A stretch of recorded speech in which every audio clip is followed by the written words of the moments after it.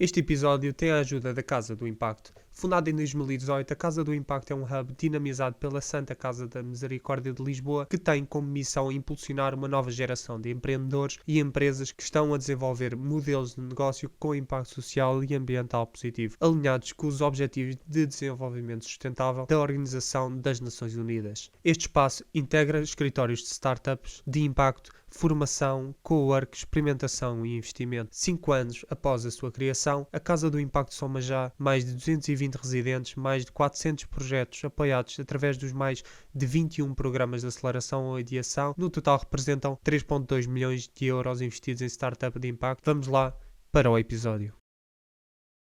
Se você vive num lugar que é barulhento, que não tem o sol, digamos assim, não tem acesso à luz solar, isso vai te impactar de muitas formas, percebe? Se calhar você vai ficar completamente estressado quando você sair com o teu carro na rua, entendeu? Mas se calhar se você estivesse num lugar que era mais tranquilo, quando você está dentro de casa, tem um conforto térmico também, quando você sai, você tá vendo a luz do sol, mas você também estava vendo a luz do sol dentro da tua casa, se calhar, isso tudo é a extensão da minha casa, de certa forma, então se calhar eu deveria, percebe? Tem muitas questões.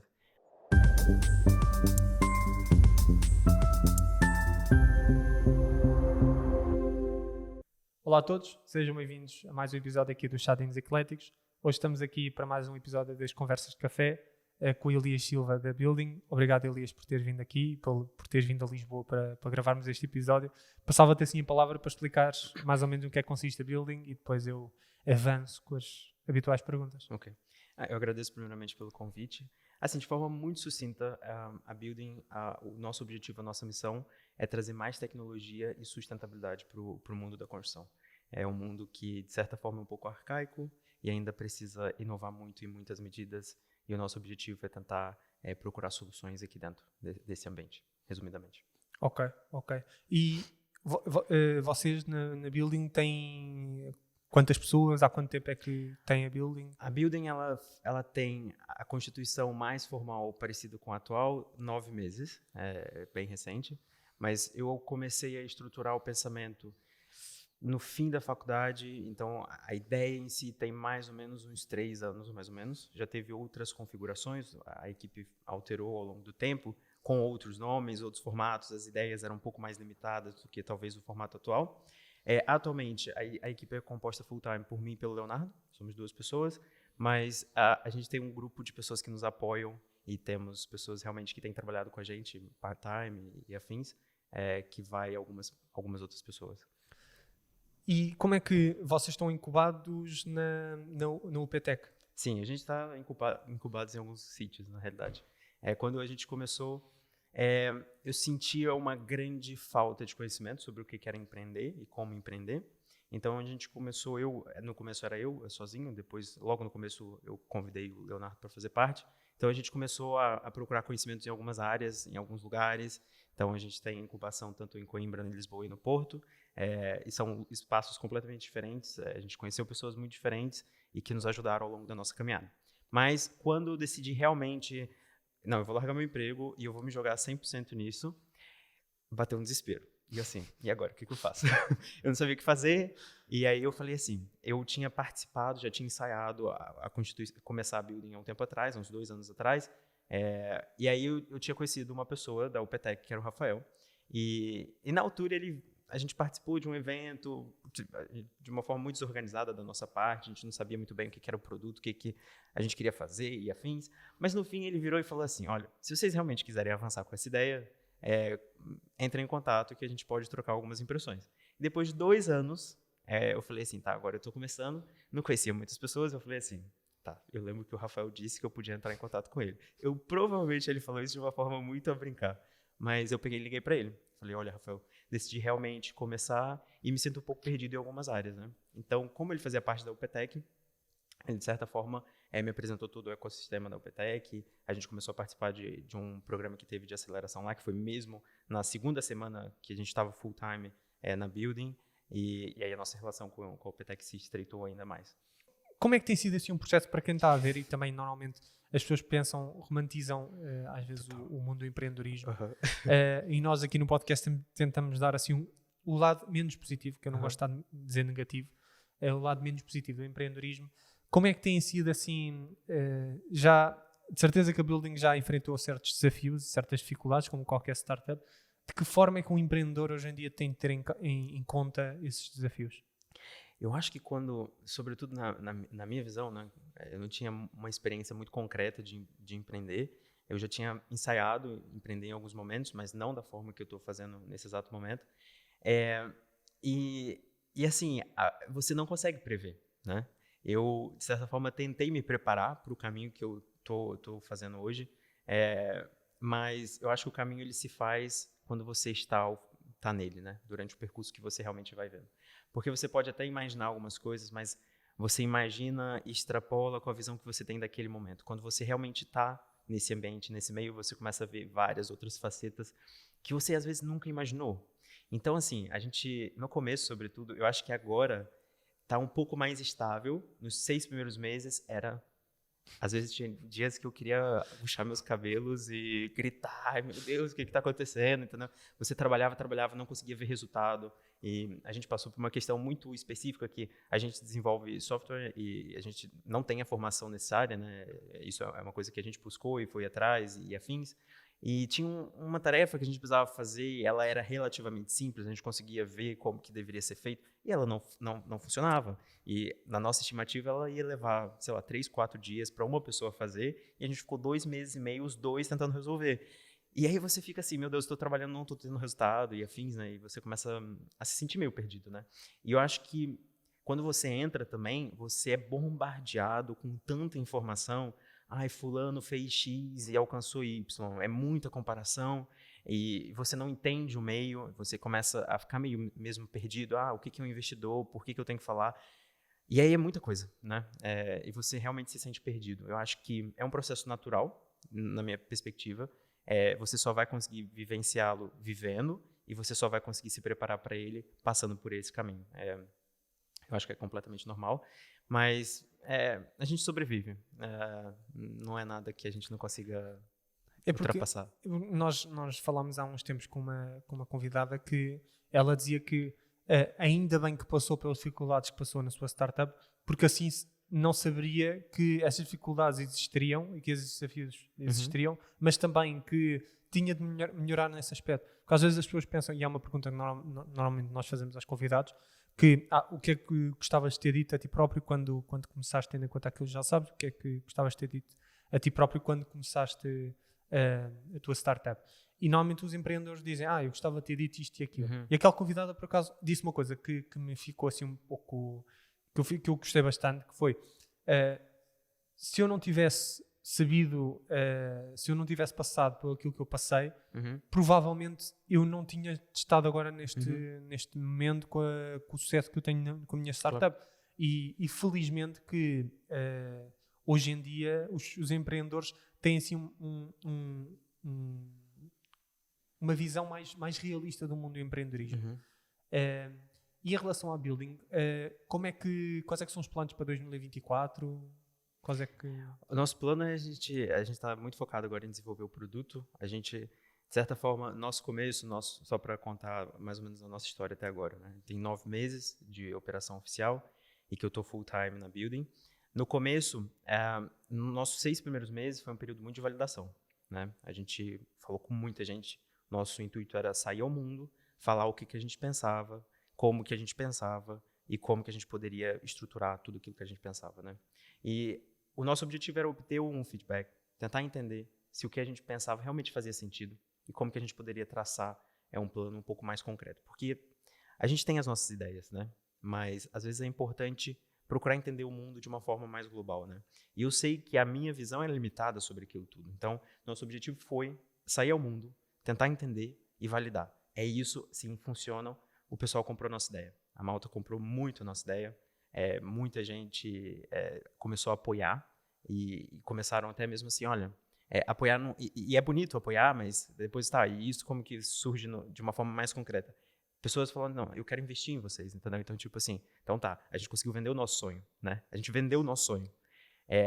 O pessoal comprou o nosso sonho e pra gente isso foi incrível, porque Sim. assim, a gente trabalhou, a gente fez, a gente tem muitas estratégias, a gente pensa o que a gente vai fazer, como que a gente vai fazer, quem que a gente pode falar, como que a gente pode falar e afins.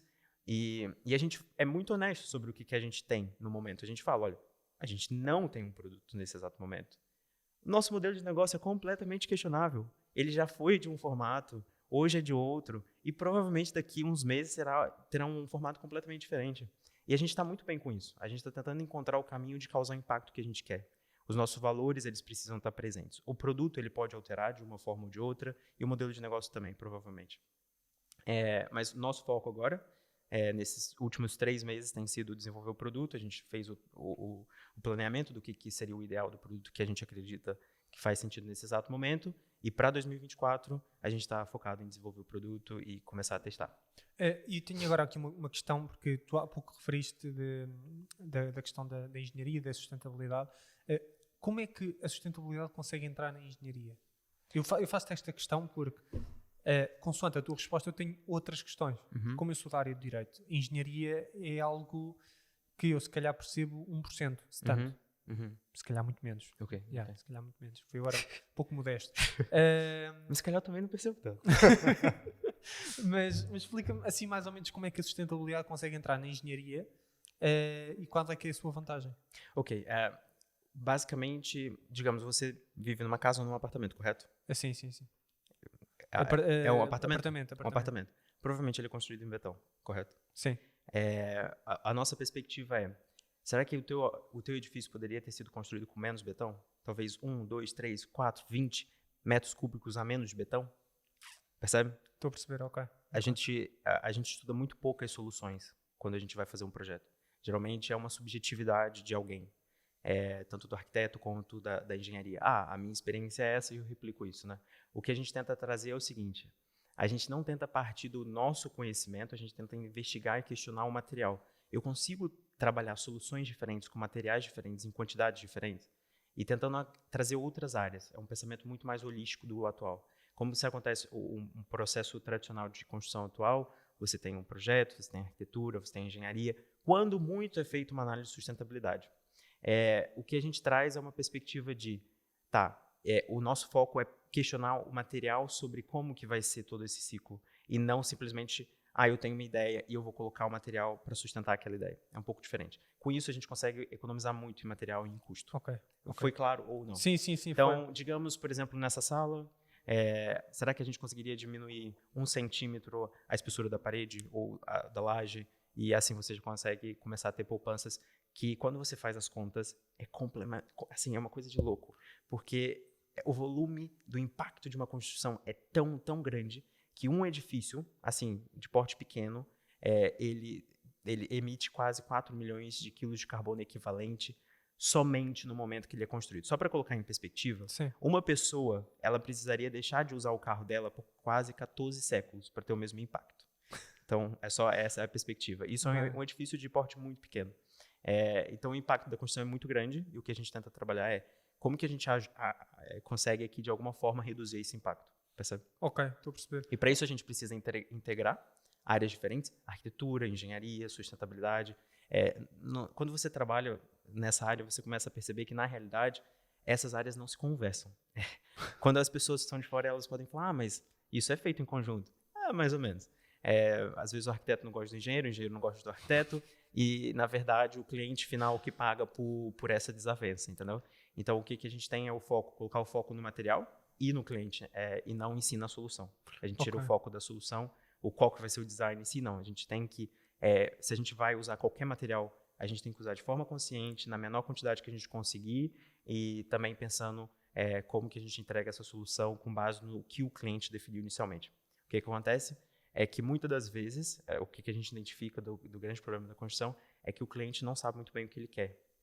E aí ele passa uma imagem, eu queria uma coisa assim, depois o arquiteto vai desenhar o que ele imaginou. Que são aqueles ruídos de comunicação. Sim. Só que isso leva muito tempo, esse processo leva meses. Quando volta para a mesa do cliente, ele fala, não é exatamente isso que eu queria uma outra coisa, está muito caro, eu preciso colocar mais quartos e afins, e o ciclo vai indo. E com isso você vai gastando muito material de forma desnecessária. A sustentabilidade, na maior parte dos projetos em Portugal que eu conheço, nunca é um elemento central. Só entra numa fase final de análise. Eu tenho esse projeto, eu vou fazer a análise da sustentabilidade dessa construção. O que a gente tenta trazer é conhecimentos para a sustentabilidade está no começo. Ou seja, sim, e para acompanhar o processo todo, porque Uhum. quando tu dizes o processo final é mais de quando as coisas já estão feitas e pensar que, ok, a partir de agora, como é que eu consigo tornar o edifício, pronto, digamos assim, o edifício mais sustentável, ou conseguir reduzir ou fazer novas obras? No que é que estavas a referir? Geralmente a gente tem trabalhado com novas construções. Ok, Do ok. zero. Mas pode ser, por exemplo, a quantidade de material, pode ser a orientação do edifício, as dimensões das janelas, das portas, Questões energéticas também. energéticas, então é um design mais bioclimático, você pode pensar tudo isso, entendeu? Então a gente Ok. tenta pensar, questionar realmente, existe aqui alguma solução que não é tão tradicional ou que a gente não consegue ver? Para isso a gente precisa utilizar a inteligência artificial, estudando múltiplas construções, são vários modelos que são gerados, e a gente classifica quais são as melhores soluções baseado no que o cliente nos disse. Ok, estou a perceber. Ou seja, estando aqui nesta sala, vocês aplicariam o vosso produto e depois, através da inteligência artificial, vocês conseguiam ver se, por exemplo, para aproveitar mais a luz natural, para utilizar menos luz artificial, digamos assim, Uhum. poderiam abrir mais um bocadinho as fachadas, as Sim. janelas e diminuir um bocadinho a quantidade de betão. As mais espessuras, sim. Ok. Basicamente, sim. E aquela estatística que tu deixaste há pouco de 4, deixar, conseguias só repetir? Aquele Dos 4 milhões? Dos 14 séculos. É assim, vamos lá, eu posso descortinar essa estatística, esse número que é interessante. Um engenheiro ou um arquiteto é responsável, uma média global no mundo, por 5 mil metros de área construída. Então eu poderia pegar um ano de trabalho de um arquiteto ou de um engenheiro, ou eu poderia classificar esses 5 mil metros quadrados num edifício, tá bem? Se você pega um edifício, ele gera em média, aí, um valor médio entre edifícios industriais, residenciais, comerciais e afins, ele gera em média cerca de 800 quilos de carbono equivalente por metro quadrado. Então você faz a multiplicação, você chega a 4 milhões de quilos de carbono equivalente somente no momento que é construído. Eu não estou falando todo o ciclo de vida útil do edifício. Essa porcentagem é cerca de 30% de toda a emissão que esse edifício vai gerar ainda ao longo da vida útil dele, tá bem? Mas esse é um impacto que ele é feito agora, percebe o que eu quero dizer? A forma de obtenção de energia você pode alterar ao longo do tempo, correto? As manutenções que um edifício ele faz também ainda não são uma coisa tão fechada, mas o impacto que um edifício causa no momento inicial da construção, ele está feito. Essa construção está aqui. O impacto já foi causado. E é nesse ponto que a gente toca, percebe? De forma mais inicial. Ok, estou a perceber. Ok. E como é que a inteligência artificial, ou seja, vocês utilizam a inteligência artificial para fazer, para analisar os dados que os clientes que vos trazem? Ou... O cliente ele vai ser questionado sobre a importância para ele sobre alguns elementos. Tempo de construção, o custo da obra, o impacto ambiental, sustentabilidade em geral, eficiência energética e afins. E aí o que a gente vai fazer vai começar a estudar múltiplos cenários, várias soluções de construção e tentar encontrar qual que é a solução que, de certa forma, tem um score mais próximo do ideal, perto do que o cliente definiu inicialmente. Então a gente vai estudar múltiplos cenários e depois tentar fazer um processo de classificação entre qual das soluções que a gente estudou encaixa melhor com o objetivo que o cliente definiu. E porquê que, agora uma mera curiosidade, porquê que os engenheiros e os arquitetos porquê que as áreas não se conversam assim melhor? É uma boa pergunta. Talvez eu esteja muito, muito ingênuo ou muito novo ainda nesse meio, não sei, eu acho que talvez seja ego, não sei dizer. Não sei dizer. É que são áreas, pelo menos na minha visão, são áreas que têm toques semelhantes, têm pontos semelhantes. Tem, mas eu acho que... Eu diria que talvez seja um pouco de ego entre as partes, sabe? E aí o que faz é que não tenha uma comunicação muito efetiva. E toda a inovação que eu vejo dentro da construção é tentando construir uma ponte de comunicação entre eles. Existe uma ferramenta que se chama BIM, que é basicamente tentar construir os modelos em 3D e que todo mundo participa desse processo e afins. E a gente vê que é uma tecnologia já muito antiga, o quão que é difícil fazer com que seja algo mais dinâmico e que as empresas realmente adotem. A partir do ano passado, de 2023, se tornou obrigatório utilizar em Portugal e mesmo assim a taxa de utilização é muito baixa, entendeu? Então, eu acho que é um problema mesmo sistêmico. Eu, enquanto um jovem Sim. profissional, eu olho e falo, não faz sentido para mim. Eu acho que comunicação, na minha vida pessoal, é uma tecla que eu bato muito sobre ela. Eu acho que muita coisa na vida, ela é resolvida pela falta, não é resolvida pela falta de comunicação. Você cria o mundo da Alice na tua cabeça, fantasias, coisas, e eu já estou brigando com o Gonçalo na minha cabeça, mas eu nunca falei com o Gonçalo que eu não gosto da forma que ele me olha, entendeu? Sei lá, Sim. o ser humano é uma coisa meio complexa, né?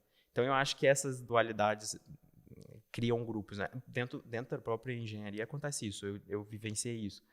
Então, tem pessoas que, os modeladores que trabalham às vezes fazendo desenhos, não gostam dos engenheiros, e afins. Eu acho que vai numa escala. Um não gosta do outro, porque você fala do gênero, isso não pode ser feito dessa forma, você tem que mudar.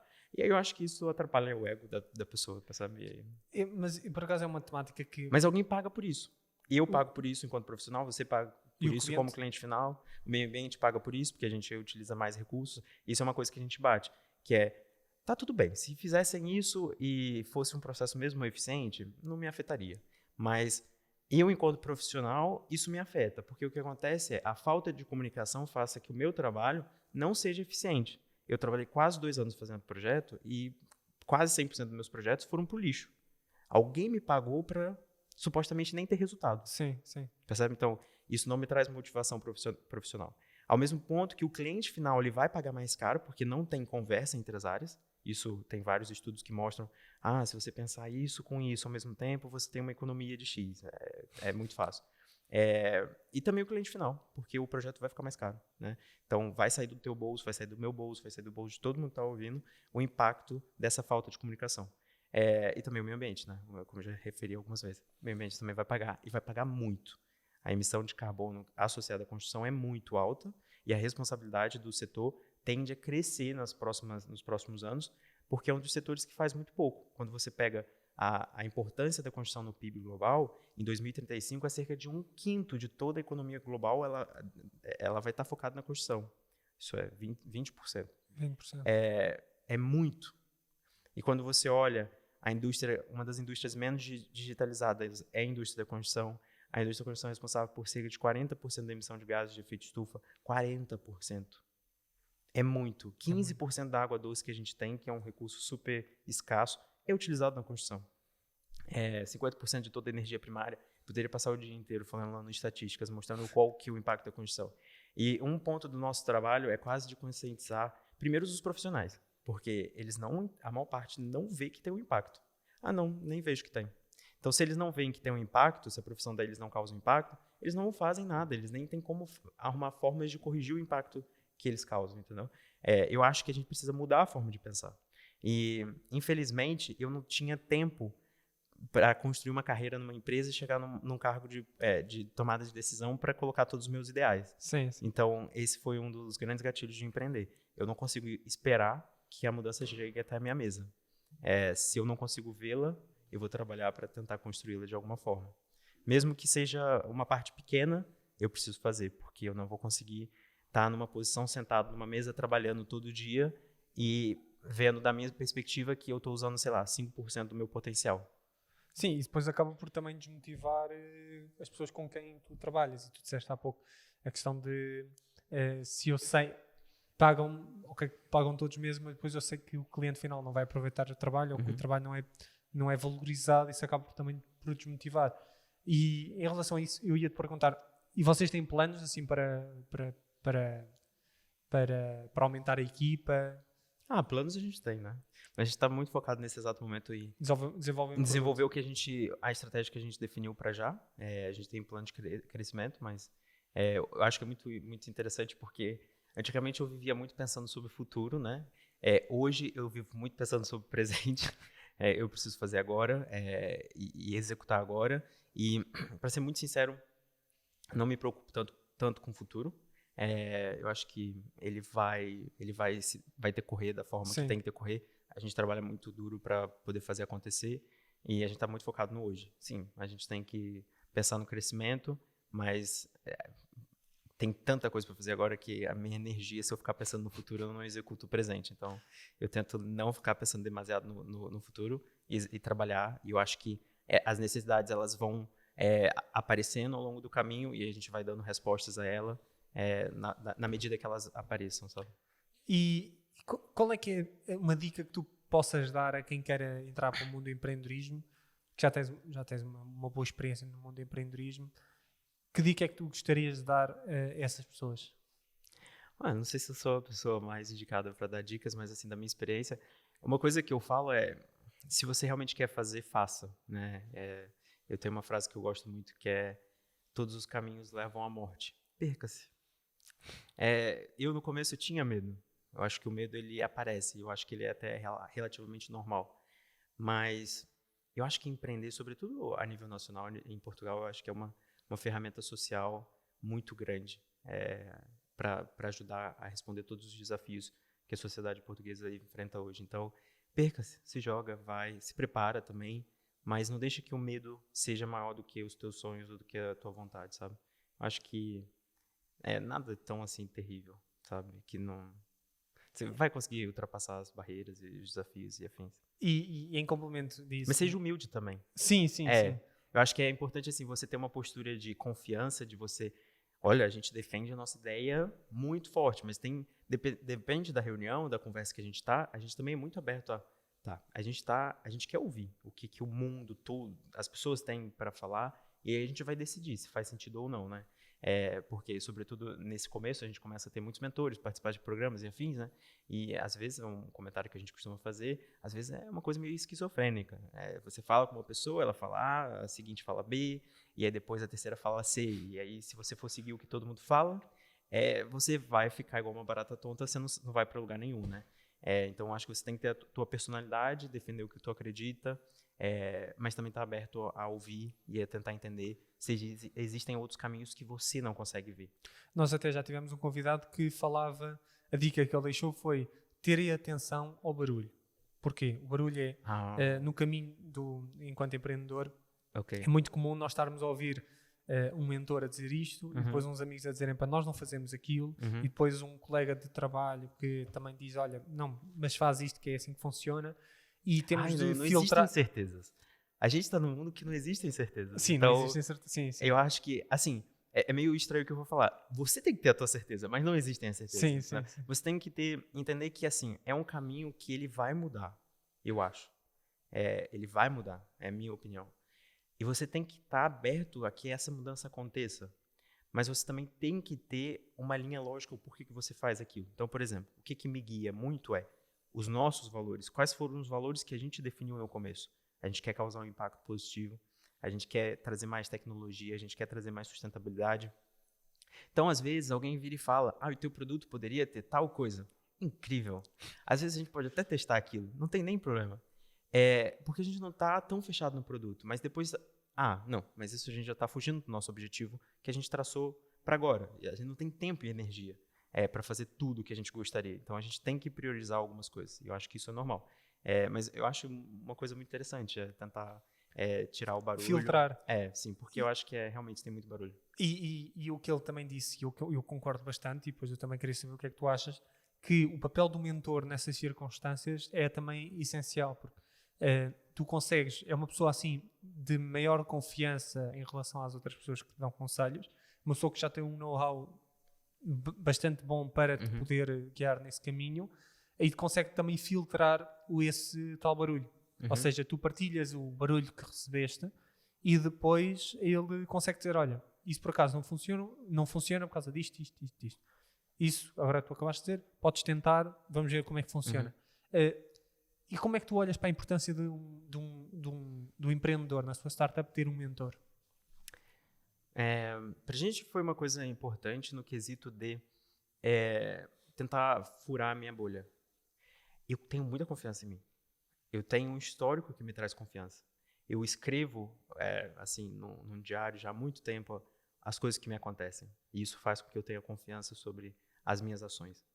Mas, ao mesmo tempo, eu sei que mesmo minha cabeça às vezes não quer dizer isso. Fala, não, você sabe. Não, eu não sei as coisas. Eu sei que eu tenho uma visão de mundo que é limitada, baseada nas minhas experiências e que por si é limitada, como de todo mundo. E eu acho que o papel do mentor, muitas das vezes, é tentar expandir um pouco essa visão. Então, existem muitas possibilidades que, por norma, você não conhece, você desconhece, e é normal, o mundo é gigantesco. Então, para a gente foi muito importante, porque cada pessoa que a gente fala, a gente descobre um outro mundo. Isso é muito fixe, porque você começa a descobrir, um investimento funciona assim? Não sabia.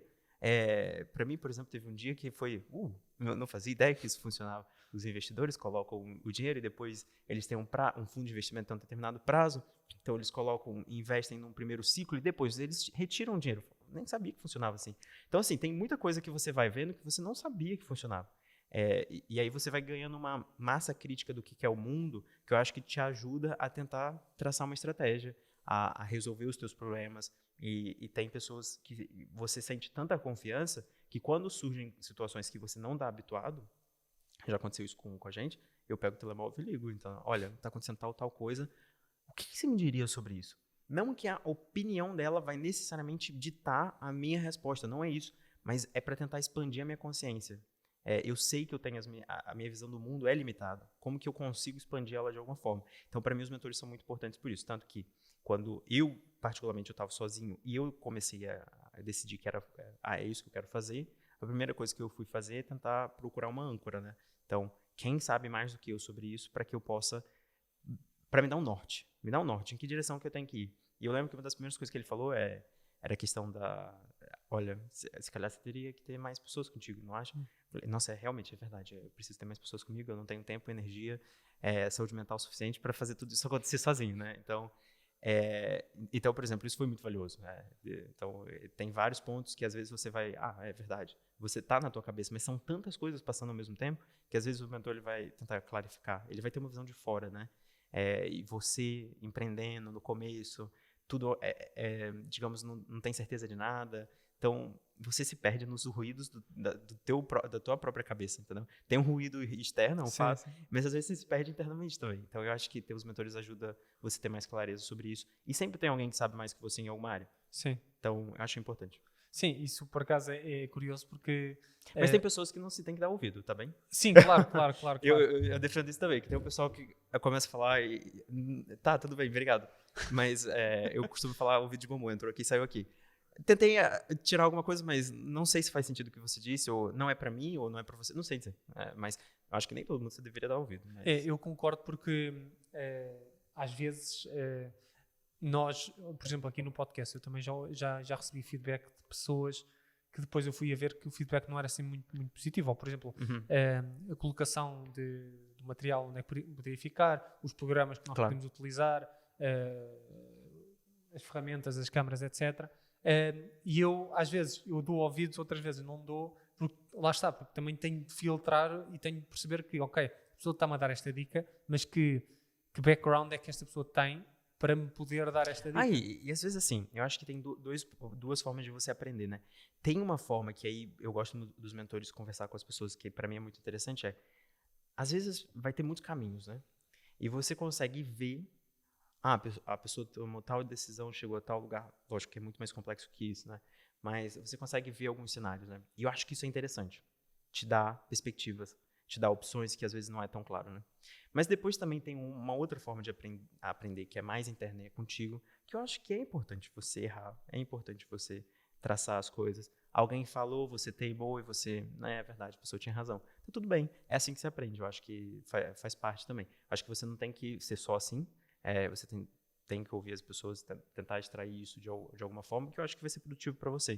Você não precisa errar e falhar e perder tempo e dinheiro fazendo coisas que outras pessoas já fizeram e você sabe que provavelmente não vai dar certo. Tentar ouvir, eu acho que é importante. Eu acho que ter um ouvido atento, mas filtrar, naturalmente. Um ouvido seletivo. Claro. Porque também, no início, é muito comum os empreendedores ouvirem, lá está, como nós estávamos a falar no início, de romantizar o mundo do empreendedorismo. Uhum. E às vezes ouvem assim certas perspectivas sobre o mundo do empreendedorismo que não são totalmente exatas. Uhum. Ou que, por exemplo, Não, você não conhece a realidade por trás daquilo. Sim. Uhum. E eu ia-te fazer uma questão que é a seguinte. Vocês estão incubados na Building, estão incubados na startup, agora na Startup Lisboa, Uhum. na UPTEC e em Coimbra. Sim, no IPN. No IPE. Sim. Qual é o processo para... Nós estamos aqui na Casa do Impacto, também é uma aceleradora. Sim. uma incubadora de startups. Qual é que é o processo que vocês tiveram de passar para entrarem para as respectivas incubadoras? Olha, a maior parte foi... às vezes você vai conhecendo as pessoas e eles vão fazendo convites para você fazer parte. Da Startup Lisboa e da Opetec foi mais ou menos assim. E do IPN, como a gente vive lá, a gente queria ter um espaço físico no IPN para poder participar de lá. A gente também faz parte da Built Up Labs aqui em Lisboa, que também a gente foi questionar como que funcionava e eles convidaram a gente também para fazer parte. Para a gente é interessante porque eu costumo falar que são bolhas completamente diferentes. Cada ambiente desse te permite acesso às pessoas e a coisas completamente diferentes uma das outras. E para a gente, nesse exato momento, é importante, mas a gente tem que ter muito cuidado para não se perder também. Porque é muito fácil, eu acho, que se perder. Você está em muitos lugares e em lugar nenhum ao mesmo tempo, ouvindo tanta gente e não fazendo as coisas. Então, é uma coisa muito sensível, mas que para a gente, nesse exato momento, a gente precisa entender o mundo que a gente está entrando. A gente ainda está entrando. Então, para a gente é importante, tá? Ok. E tem pessoas em determinados lugares que nos ajudam em determinadas áreas de uma forma espetacular. Tem outros que nos abraçam como se fossem mães e pais. Então, para a gente é importante ter esse tipo de apoio. Ok. E algum livro que tu queiras recomendar aqui a quem esteja a ver sobre engenharia e sustentabilidade? Porque é um tema, eu tenho muito interesse na área de sustentabilidade. E qual é que é o livro que tu gostarias de... Olha, eu vou ser muito sincero, eu leio bastante, mas eu leio muito pouco sobre engenharia e sustentabilidade em livros. Tu lês que... Eu gosto muito de filosofia, psicologia, esse tipo de coisa, neurociência. Eu leio sobre o estoicismo. Então... Olha, então tocámos aqui num ponto sim, importantíssimo. Uma temática que me faz bastante... que eu gosto bastante é o estoicismo no empreendedorismo. Uhum. Que nós já falámos aqui neste episódio, e a questão do barulho não vai escapar a isso, que o empreendedor tem de separar aquilo que consegue fazer daquilo que não consegue fazer. Às vezes no início da sua startup é um bocado difícil o empreendedor olhar e pensar, ok, isto aconteceu, isto não é culpa minha. Eu vou tentar arranjar a solução, mas isto não é culpa minha. É sobre o que você tem controle e não tem controle. Sim. Uhum. Mas é muito, muito difícil nas startups. E não sei se é a analogia mais perfeita, mas eu faço essa analogia com o podcast, por exemplo. Uhum. Tipo, quando há algum erro que acontece, ou uma questão de áudio, uma questão de vídeo, ou uma questão ou um problema no software de gravação de áudio, eu penso sempre que é de género, ok, isto aconteceu, eu não tenho culpa. Sim, eu acho que... Mas vem de uma perspectiva da sociedade da gente se autocentrar demais, né? Então... Não, eu acho que é natural, eu entendo isso, mas não sei, eu acho que eu não tenho muito essa questão de culpa. Não, porque eu acho que a questão de me autocentrar sobre essas coisas, eu acho que eu já tirei um pouco, entendeu? Eu faço minhas coisas e assumo meus erros e afim, mas não fico muito... Isso não é uma coisa que me assombra. Talvez por um pouco... Eu também tenho um pouco dessa filosofia estoica no meu sangue, então talvez seja por isso. E a questão, outra questão do estoicismo é também... o Epíteto dizia um homem não pode dizer, não pode só... tem de estar basicamente aberto tipo, a novas aprendizagens, porque o homem com H grande nunca está a 100%, digamos assim, 100% no seu conhecimento. Ou seja, há sempre novas coisas a aprender e o homem, para ser um ser humano de excelência, tem de estar também disposto a aceitar opiniões negativas, e lá está, também falamos do barulho, estávamos a falar há pouco, opiniões negativas de outras pessoas, porque ao longo do caminho é bem possível que nós recebamos feedback, e lá está, também através do mentor, nós podemos fazer essa filtragem para saber, ok, este feedback é construtivo, mas não faz sentido. É construtivo, mas eu posso aproveitar, e é construtivo, eu percebo, mas não concordo porque a minha visão é melhor. E às vezes o empreendedor tem assim e eu também sinto isso num podcast, às vezes o empreendedor pode não estar 100% assim à vontade para dizer, ok, eu tenho modéstia à parte, basicamente. Eu tenho à vontade para... Eu estou mal, vou assumir o erro, vou aceitar o feedback da outra pessoa. Eu acho que é tanta coisa que acontece que eu acho que você tem que estar aberto a ouvir. E você tem que entender que você não é dono de verdade nenhuma. E nem verdade nenhuma pode dominar o mundo, nem a si próprio, né? Eu acho que você tem que estar aberto para mim. Para mim, eu não conhecia o estoicismo quando eu vivenciei essa questão, mas eu acho que empreender para mim vem muito quando eu enfrento algumas coisas, mas a morte do meu pai, por exemplo. E aí, o meu luto, eu diria que levou uns 3 anos, né? E quando eu comecei a refletir sobre a morte do meu pai, eu comecei a ver que, na realidade, eu poderia ter várias facetas ao longo da minha vida. Eu não precisava ter uma única faceta, né? E, às vezes, você precisa aprender a morrer, de certa forma. A morrer daquelas coisas que você falava para você mesmo. É que eu não consigo fazer tal coisa, ou que eu sou assim. A gente vem de uma sociedade que ela nos define com rótulos, né?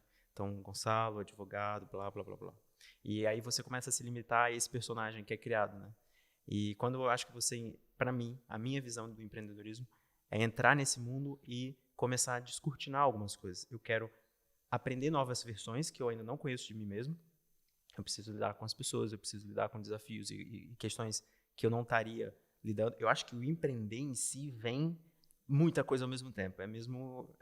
Todo mundo deveria fazer alguma vez na vida. Eu acho que é interessante. Nós já tivemos uma convidada que dizia toda a gente devia experimentar pelo menos uma vez na vida o empreendedorismo, mas não é para todos. Não sei dizer, mas sim, eu acho que, para mim, pessoalmente, é uma necessidade muito latente de muito tempo. E é uma faceta minha que eu quero desenvolver, que eu tenho desenvolvido. Então, eu falava para mim, antigamente, que eu era uma pessoa tímida e talvez as experiências de vida passadas, da minha infância, minha adolescência, me levaram que eu fosse uma pessoa mais tímida, que eu não tivesse tanta abertura para ficar falando com as pessoas e afins. E 2, 3 anos para cá, eu falei, não, eu quero empreender, eu quero fazer uma coisa, então eu preciso começar a mudar isso na minha cabeça e eu quero ser uma pessoa mais comunicativa e afins, e eu quero aprender outras coisas e estar mais aberto e tal. Então, eu acho que, para mim, particularmente, o empreendedorismo surge dessa necessidade pessoal também. Eu posso falar o empreendedorismo na minha vida, na visão mais pessoal ou na mais profissional. Mas na minha visão mais pessoal, é me colocar desafios diferentes, aprender quem eu sou em novas situações e afins. E eu acho que isso, para mim, é muito importante. Isso me move. Uhum. Eu acho que a vida, ela tem um tempo tem um tempo finito. E eu acho que você tem que tentar explorar ele da melhor forma possível, eu acho, né? Cada um faz da vida o que quiser. Eu costumo falar, a vida é sua, você estraga da forma que você quiser, eu estrago da forma que eu gosto de estragar. Não entendo estragar de uma forma negativa. Mas eu acho que é uma aventura e você vai descobrir, né, ao longo do caminho. Mas eu acho que, partindo dessa parte mais filosófica, eu acho que não existe uma viagem mais interessante na vida do que uma viagem interna para conhecer a si próprio. E aí, quando você conhece a si próprio, você também começa a ver as pessoas de uma forma diferente. E, sobretudo, no momento que você está empreendendo, que tem tantas pessoas agindo de formas diversas. Tem pessoas que, se calhar, vão falar coisas para te colocar para baixo, tem outras que vão te incentivar, tem outras que vão, sei lá, te dar alguns feedbacks que são interessantes, outros que não. Como você lida com elas é como você também lida com você mesmo. Então, quanto mais apreço e mais gentil você for com você, mais você vai conseguir ser gentil com as outras pessoas também. E às vezes é gentil da pessoa falar e você, ok, muito obrigado. E é isso, vida que segue. Ou tá, muito obrigado. Como que a gente pode construir uma relação? E depende. Tem tantas formas de ver isso.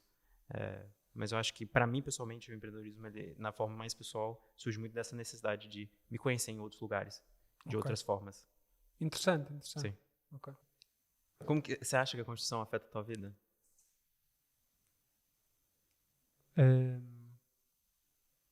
A construção, como assim? A construção, em geral. Não, Não? acho que não. Mas você passa 90% do teu tempo de vida útil dentro de edifícios, ela não afeta a tua vida? Sim, afeta, sim. Os espaços te transformam, não te transformam? Transforma. Então pronto.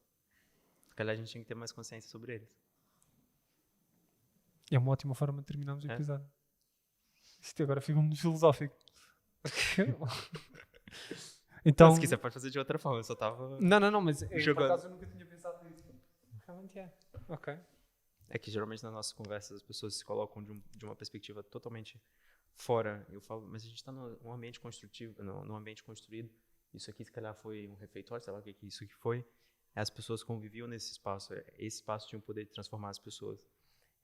E a gente tem o poder na mão de transformar os lugares e os espaços, né? A gente fica se locomovendo de um espaço para o outro e a gente esquece que a gente nasceu num hospital, a gente cresce estudando numa escola, a gente vive, às vezes, numa casa, num apartamento, e esses espaços eles têm um grande poder de transformar a nossa vida. Então, se você estiver num lugar que é agradável, você vai estar mais disposto a se desenvolver como um cidadão, uma pessoa, digamos assim, valorizando o ambiente à volta, com harmonia com as pessoas e com a natureza, digamos assim. Mas, às vezes, as pessoas perdem, elas não percebem que esses ambientes realmente têm o poder de transformar. E a gente tenta trazer isso também, um pouco de mostrar que todo ambiente construído tem o poder de nos moldar e a gente tem o poder de moldar esses espaços, mas que a gente abre mão. E o que a gente quer trazer é que as pessoas tenham mais o poder de moldar os espaços e mais consciência sobre como que o ambiente construído tem o poder de impactar a vida delas. É dentro da sustentabilidade, mas não tanto. É da sustentabilidade, se calhar, da saúde mental. Também, e do um crescimento. ambiente que tem pouco acesso à luz solar, uma casa, por exemplo, que você não tem muito acesso à luz solar, se calhar tem muitos estudos que indicam que você ter acesso à luz solar de forma mais frequente te traz mais benefícios, né, a nível de saúde mental e afins. Então tem muitas coisas. Isso é muito, muito interessante, por acaso. A térmica, a acústica. Se você vive num lugar que é barulhento, que não tem o sol, digamos assim, não tem acesso à luz solar, isso vai te impactar de muitas formas, percebe? Se calhar você vai ficar completamente estressado quando você sair com o teu carro na rua, entendeu? Mas se calhar se você estivesse num lugar que era mais tranquilo, quando você está dentro de casa, tem um conforto térmico também. Quando você sai, você tá vendo a luz do sol, mas você também estava vendo a luz do sol dentro da tua casa, se calhar, isso tudo é uma extensão da minha casa, de certa forma. Então, se calhar, eu deveria... Percebe? Tem Sim. muitas questões. Assim, inclusive, a origem da Building, ela tem uma origem 100% filosófica. Antes de começar de me jogar, eu escrevi uma teoria sobre o que seria o processo holístico construtivo que eu acreditava na altura que era mais interessante. E dessa teoria, dessa filosofia, eu tentei, como eu acho que é muito difícil criar algo novo no mundo atual, eu fui procurar na internet se existia alguma coisa parecida.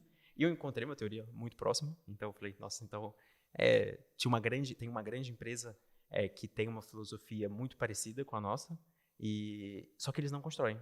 Eles fornecem material para construção, mas eles não constroem. E era uma tentativa deles de educar a todo o ciclo das pessoas dentro da construção como poderia se construir de uma forma mais digna, digamos assim, de forma geral, né? E aí quando eu olhava a minha teoria e o que eles falavam, nossa, é muito parecido. Falei, sensacional, então eu não sou tão doido assim. Mas antes de se jogar como modelo de negócio, ela tem uma filosofia, uma visão, uma missão e afins desenhado, estruturado. Mas isso, assim, é uma coisa minha, dentro das minhas loucuras. Eu sei que nem todo mundo faz isso, e nem digo que ninguém faça, talvez. Mas, tipo, pra mim foi uma coisa que aconteceu, sabe? Mas, por acaso, é interessante. E eu agora fiquei, assim, um bocadinho estupefacto. Porque eu nunca tinha associado a casa, ou seja, a vida numa casa como uma extensão para o exterior. Uhum. Ou seja, a questão da luz natural, da luz solar. Se uma pessoa, como tu disseste, uma pessoa tem muita luz solar e muita luz natural em casa, não tem, quando sai de casa, sente que é uma extensão da casa. Isso, por acaso, é uma ótima forma de olhar para... Como você quer cuidar da tua casa? Sim. Talvez dessa forma você consiga perceber o mundo de uma forma diferente. Pois. Percebe? Bem, bom. Ok. Então você acha que a construção impacta a tua vida de alguma forma? Agora, de certeza que vou dizer que sim. Pois. De certeza. 200%. Já fico feliz. Já compensou. Já te evangelizei. Ótimo. Olha, Elias, obrigado por teres vindo aqui ao Eu que podcast. agradeço. Deixaste-me estupefacto. E obrigado por teres vindo. Vamos deixar na descrição todos os links do Elias e da Building na descrição. Espero que tenhas gostado. Foi uma ótima conversa assim, para falar sobre a engenharia e sustentabilidade, e agora com esta parte final mais filosófica. E obrigado pelos inputs todos que deixaste. Não, eu que agradeço, estou super aberto a ter essas trocas e conversar sobre isso. Eu vivo uma fase da minha vida que é justamente conhecer e trocar impressões com as pessoas para tentar expandir um pouco a minha ignorância, né? Não ser tão ignorante. Ótimo, ótimo. Obrigado. Obrigado.